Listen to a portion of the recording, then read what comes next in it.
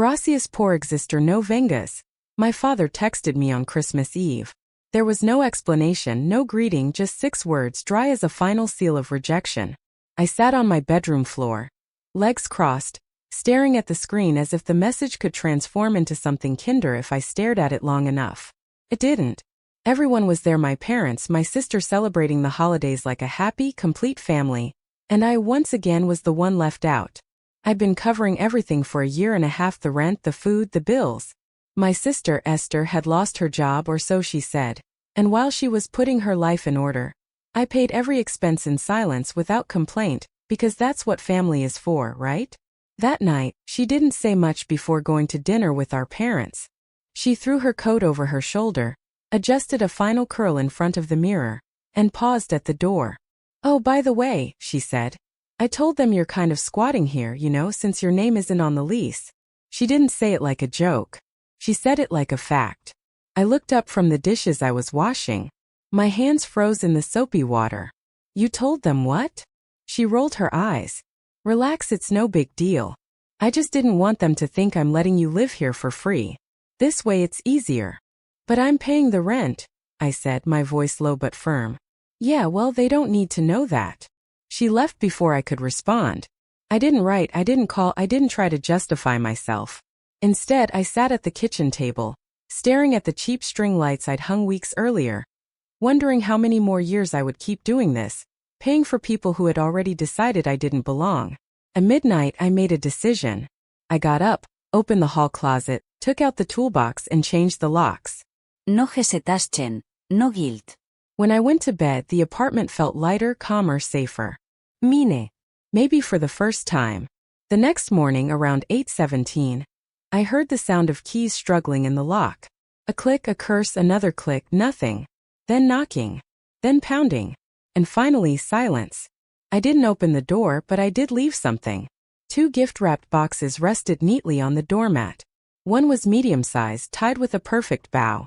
The other was smaller and still vibrating. It all started with small things. First groceries, then the rent, then her student loans, which, according to her, she would pay back soon. And when she was fired again, I didn't ask questions, I just acted. I picked up extra shifts, sold my old laptop, gave up traveling, my hobbies, even dating. I convinced myself it would be temporary, that helping my sister stay afloat was what a good brother would do. But temporary became routine, and routine became obligation, and obligation became silence. Why? What do you say to someone who lets you pay all their bills and then tells your parents you're squatting in their apartment? I should have seen it coming. Esther always had a talent for words. She knew how to twist things just enough to appear the victim and make me the problem. As a child, she cried to get her way. As an adult, she cried to empty everyone's wallet, even our parents, especially theirs. To them, she was the creative soul, a little chaotic, Veronica used to say, laughing but with good intentions. Meanwhile, I was too serious, too controlling, too cold. But cold is what you become when love comes with conditions. I stopped attending family dinners months ago. Not because I didn't want to see them, but because I couldn't keep pretending anymore. Every conversation became an emotional trap about money. "You're the stable one. She's going through a hard time. She has a very delicate soul. Why do you always have to be so difficult?" The truth was, I was tired. Tired of paying for everything, tired of being the only adult in the room, tired of waking up every day in an apartment I paid for only to be told I was a burden. But the moment something broke inside me came just 3 weeks before Christmas. We were in the living room. I just finished a 12-hour shift and had brought food for both of us. I put the bag on the table. Esther didn't even look up from her phone. "Can you buy me?" she said casually. "For my share of dinner?" I blinked. "You mean the dinner I bought with my card, with my money, while you haven't paid rent for 3 months? She shrugged, her thumb still moving over the screen. "Yeah, but you decided to do it. I didn't ask you to. You've been asking me for everything all year," I finally said, looking at her. "Well, nobody forced you." And then I understood. She never felt guilty, not once. She wasn't using me out of desperation. She was using me because I was letting her. A week later, I saw the credit card statement. Not mine. Hers. Or what should have been hers. The only problem. The statement was in my name. I sat on the edge of the bed, my heart pounding, staring at the balance. €638.72. Recent expenses at Primer Media Market, El Corte Inglés, a spa, a tattoo reservation. I called the company. They confirmed the account had been opened with my ID number and my email. She had stolen my identity. I didn't even confront her immediately. I just stayed silent. I observed, I tracked, I took screenshots. I watched her strut around the apartment with new boots and an Apple Watch, laughing on FaceTime with her friends, talking about my idiot brother. As if I wasn't 5 feet away. I thought I'd wait until New Year's to tell her. Maybe even February. Let it accumulate, let it hurt. But then Christmas came and Rafael's message. Gracias por existir no vengas. And Esther that night, drinking wine, said with a crooked smile, I mean, you can't expect them to see you as family if you act like a tenant. You don't belong. So I changed the locks. I left her the gifts I had originally bought for her, because I'm not cruel. And I added one more. The second box. Inside, a copy of the credit card statement with her name written on it in red marker, and a flash drive with audio files. Recordings I'd made of her bragging to her friends. In one of them she laughed, saying, honestly, he deserves it. He's like a bank with no overdraft fees. Why wouldn't I take advantage? The box trembled slightly from the phone I had hidden inside. Mine. Set to vibrate. Buzzing nonstop with a scheduled alarm. I wanted her to feel what I had felt all year. Confusion. Instability. Shaking. She was in the kitchen reheating leftovers when the banging started. Not knocking. Banging, as if someone wanted to tear the door down. I wasn't surprised. What did surprise me was how calm I felt. I opened the door slowly. There she was. Hair a mess, eyeliner smeared. Rage written all over her face. What is this? She yelled, holding up the silver box, which was still vibrating as if it were a bomb. I tilted my head. A Christmas present. It's vibrating. I know. You opened it. She opened her mouth, then closed it. You should, I said, stepping aside. Come in since you don't have keys. She stormed in, dropping the box on the coffee table. The bow was half undone. She ripped the lid off and stared. Silence. Inside, perfectly arranged, was a stack of printed screenshots of her text conversations where she called me a parasite. A pay stub with the words Aunt Rent circled and labeled for Dad. Play this if you still have a spine. And a carefully folded sticky note with a single sentence. Your contract has expired. Emotionally and in every other way. She turned to me, eyes wide. You're heartless. No, I said. I'm just tired. Just then my phone rang. A call from Rafael. I answered on speakerphone. Son, what's going on? Your sister showed us what you left her. That was cruel. What happened to family? I let out a short laugh. You mean the family that told me not to come for Christmas? That wasn't about you. Esther snapped. You've been cold. You isolate yourself. You told me not to come, I interrupted. And guess what? I listened to you. Esther snatched the phone from my hands. Dad, he's gone completely crazy. He changed the locks. He's harassing me. He set me up. Oh, please, I said, retrieving the phone. Why don't you tell him what's really in that box? There was a pause. Dad, I continued, my voice firm. Do you know who's been using my name to open credit accounts? Do you know who has a €638.72 debt under my identity? Silence. Then Rafael spoke. Is that true? No. Esther yelled. He's making it up. He just wants attention. Then why does Kaisa Madrid have her email linked to an account with my ID number? I said. Why are there receipts from stores where she shops in my name? There was no answer. And the best part, I continued, walking over to the bookshelf and pulling out a small black speaker. I pressed play. Her voice filled the room clear as water. He's so easy to manipulate. He always feels guilty. I could burn the apartment down and he'd still pay my phone bill. Her face drained of all color. That's taken out of context. And in what context is that said? I raised an eyebrow. He deserves to suffer? Rafael was silent. So was she. The whole world stood still. And then there was a soft, unexpected knock. I opened the door. It was Veronica. And behind her, Tomas, Esther's ex-boyfriend. What are you? Esther began. I need to talk to you, Tomas said, to both of us. His voice was shaking, but not with fear. With anger. I just found out, he said, looking directly at me, that someone has also been using my name. 2 iPhones ordered last month. A hotel booked in my name. Today, they called me to demand payment. He turned to Esther. It was you. She opened her mouth. Closed it. Opened it again. Why would I do that? Tomas looked down at the box on the table. The flash drive. The printouts. The speaker still glowing red. I think you should go, he said. Now. What? She jumped. I live here. He lives here, Tomas said, walking in. My jaw tightened. Here? What do you mean here? I mean, he said, looking at me, that if you'll let me stay for a few days. I think we've both been victims of the same person, and maybe it's time to stop playing her game. Esther blinked as if she'd been slapped. You're taking his side? I'm tired of taking the side of liars. She stood there motionless for the first time in her life. No script, no fake tears, no one to manipulate. Just silence. Don't worry, I said, tossing her coat from the chair. Your things are in the hallway. Right next to the garbage. See if you can guess which is which. She left.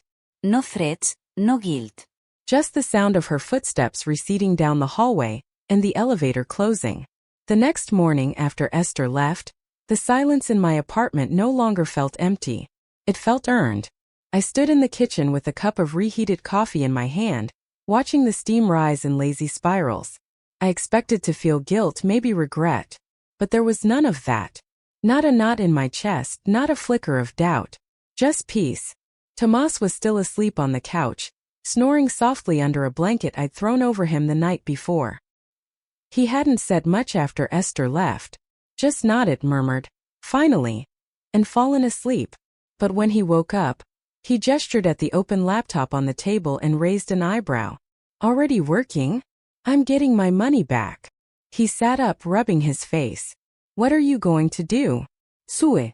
More than that, I replied, turning the screen towards him. This is going to be official. Step 1, the report. I had already started collecting evidence the same night Esther left. I had folders, physical folders, full of documentation. Screenshots of bank statements, IP login records, my bank account history, even receipts for every purchase I'd made in my name. I filed a formal identity theft report with the National Police and opened cases with all the financial institutions involved. Caixa Madrid was the first to respond. They blocked the account and opened a full fraud investigation. On Friday, my phone vibrated with a confirmation email. Your full refund has been approved. €638.72. Back in my account. I leaned back in my chair, exhaling for the first time in days. But I wasn't done. 18 months paying for 2 people. Rent. €950 per month. Utilities. €180 average. Groceries. €400. Her random emergencies. Between €100 and €500, sometimes more. I scrolled and scrolled and scrolled. When I reached the bottom of the spreadsheet, my stomach churned. €17,892. Not counting the emotional damage. Not counting the weeks I skipped meals or worked double shifts just to keep us afloat. I took screenshots, saved them on a flash drive, and called a lawyer. Step 3, the lawsuit. I'm not here just because she used my credit card, I told the lawyer. I want compensation. She lived off me for over a year, and my parents enabled it. He was a sharp man, wore expensive shoes and smiled like he'd already won. Do you have proof? He asked. I slid the flash drive across the table. He plugged it in, clicked, scanned. His eyes widened. You documented everything. Every euro. And my parents listed me as the account holder on the utility contracts without my consent. I found the documents. He whistled softly. This isn't just identity theft. This is long-term financial exploitation. So we have a case? Oh, he said, leaning back. We have a very public case. Step 4. The explosion.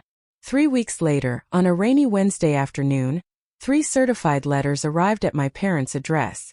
One for Esther, one for Veronica, one for Rafael. All from the law firm Serrano y Nieto.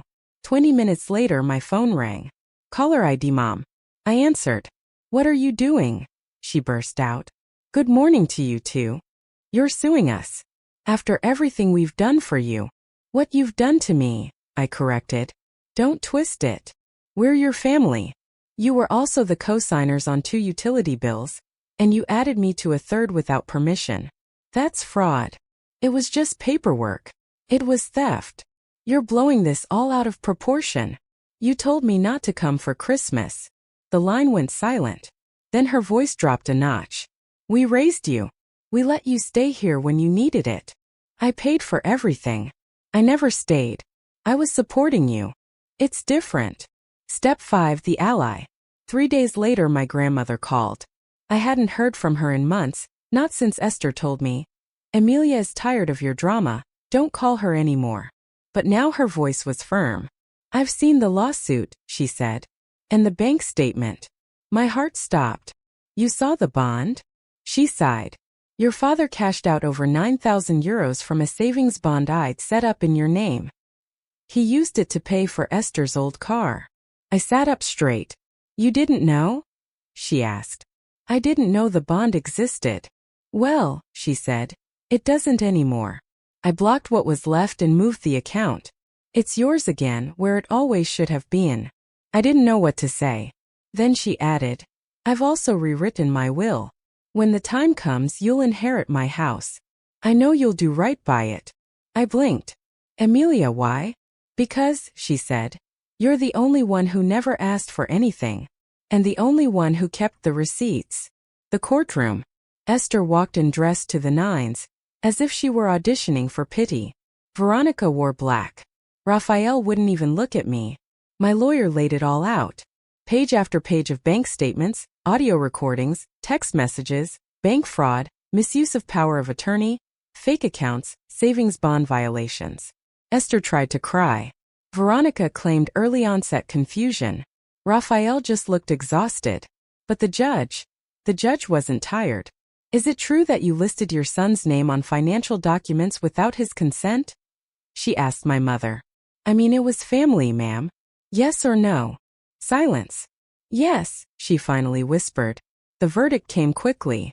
13,000 euros in compensation. Cancellation of all fraudulent debts. Court costs covered. And a formal warning on their records. The post-credits scene. 2 weeks later, I received a handwritten letter. No return address. Esther's handwriting. I recognized it instantly. Happy now? You made your point. Inside, folded in half, was a photo. Her and me as children sitting under a Christmas tree. I stared at our faces. How she clung to me as if I were the only thing holding her steady. I grabbed a pen. On the back, I wrote a single line. You let go first. And then I burned the photo.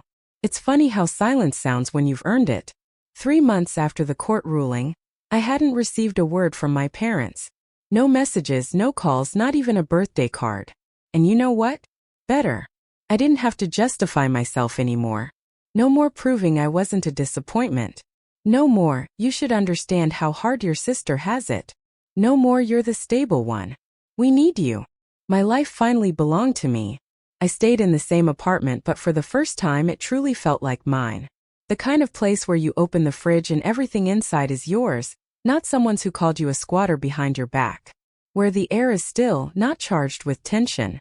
Where no one raids your Wi-Fi, clogs the sink, or leaves passive-aggressive notes about groceries they didn't pay for. Same walls, same couch, same view from the window. But the silence, that was completely new. The peace unfamiliar, quiet, powerful. The cost. Sometimes people ask, wasn't it hard? Wasn't it cruel to cut off your entire family? And my answer is always the same. It was necessary.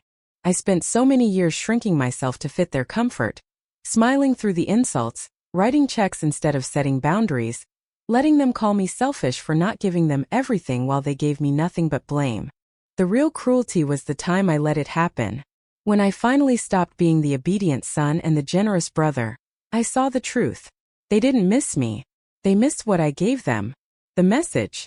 One afternoon in May, I opened my email and saw a message from a woman I didn't recognize. Subject: Your sister isn't doing well. It was from a woman named Lorena, Apparently an old friend of Esther's. The message was short, cold. She's couch surfing. Lost her job again. Says you ruined her life. Thought you should know. I stared at the screen for a long time, then I pressed delete. Not because I didn't care, but because caring doesn't mean going back. The last encounter. One day, I ran into Raphael at a Repsol gas station. We locked eyes from opposite sides of the pump. He looked older, smaller, like someone who'd finally run out of excuses. He approached slowly. Not with anger, but with a strange kind of shame. You look well, he said. I nodded. He looked down. Your mother is still angry, you know. I stayed silent. She says you ruined Christmas. I raised an eyebrow. How curious. She started it with don't come. I just obeyed. He sighed. Families argue, son. No, I said. Families fight for each other. You fought for Esther. You never fought for me. He had no response. He just stood there waiting for me to give him a way back. I didn't. I got in my car and drove away. And it felt like peace. This wasn't revenge. It was freedom. Let me make something clear. This wasn't revenge. It wasn't punishment. It wasn't a crusade to prove I was right, even though I was. This was about letting go. Letting go of a system where love meant transactions. Letting go of the guilt that was never mine to carry. Letting go of that version of myself that begged to be seen, heard, valued. I didn't set out to destroy my family. I simply stopped destroying myself to protect them. People like Esther, people who take blame and twist everything, survive because others keep absorbing the impact. I stopped absorbing and the whole machine fell apart. Not because I broke it, but because I walked away. And for the first time, the first real deep down to my soul time, I felt alive. The unexpected closing. 2 weeks ago I received a package. No sender. Inside was a plain envelope. And inside the envelope a single photograph. It was me with Noah, Esther's daughter, from years ago. She must have been about 4, sitting on my shoulders laughing, grabbing my face with her little hands. And on the back of the photo, written in a shaky, unfamiliar hand, I'm sorry about how my mom treated you. Thank you for everything. Noah. I stared at those words until my eyes blurred. I still don't know how she got my address. Maybe my grandmother. Maybe fate. But that note made it all worthwhile. I keep that photo now in my desk drawer. Not because it ties me to the past, but because it reminds me of something important. Walking away doesn't mean you stop loving. It means you start loving yourself more. And that's not revenge. That's freedom.